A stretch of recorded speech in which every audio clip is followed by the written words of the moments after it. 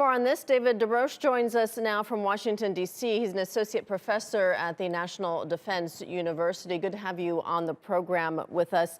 This blockade has been going on for about 3.5 years now. A team from the Trump administration, including advisor Jared Kushner, helped to negotiate this agreement. How did they achieve this? Do you know what's involved in this deal?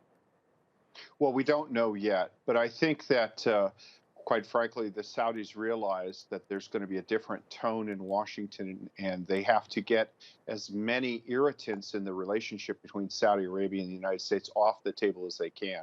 So the blockade of Qatar is a dysfunctional one. It's one that really doesn't serve its stated purpose and that undermines the entire justification for American security assistance in the Gulf. So I think they took a positive step in their own best interests.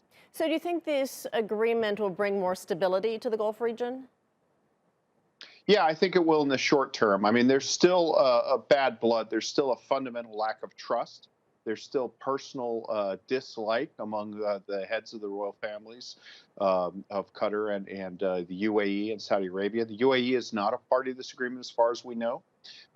There have been incidents with Bahrain in recent weeks, but Saudi Arabia is the big one, and the major issue is not just land borders, which of course Saudi Arabia has, but also overflight rights. One of the paradoxes of this whole thing was that the countries that blockaded Qatar said they were doing it because Qatar was too close to Iran, but by denying Qatar overfly rights of Saudi Arabia, Qatar Airways had to fly over Iran. That put $100 million in overfly rights into the pockets of Iran every year. So it's a good thing that this is resolved.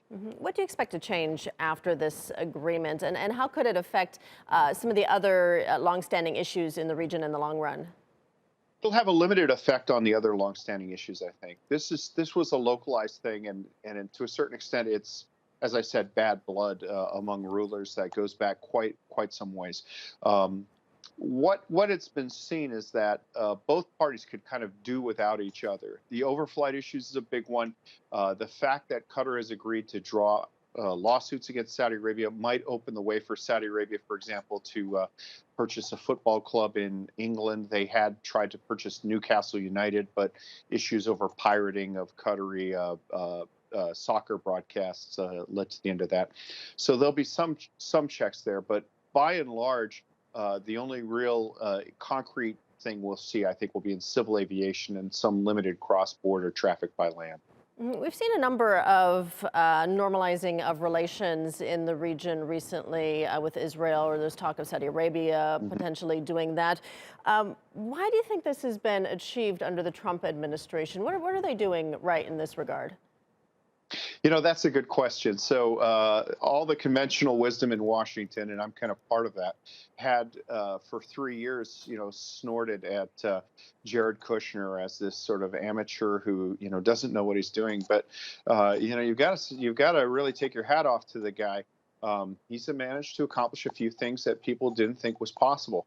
Now, we don't know what happened. Like, for example, the UAE accord with Israel, I don't think would have happened without the offer to sell the Joint Strike Fighter to the UAE. So there may be something here. But at the end of the day, the Trump administration in its dying hours is benefiting from the fact that the Saudis in particular, I think, are concerned about what a Biden administration will mean for the relationship with Saudi Arabia, and they just want to get issues off the table. There's enough things to fight about. They want to minimize that, and the Trump administration has been the beneficiary of that.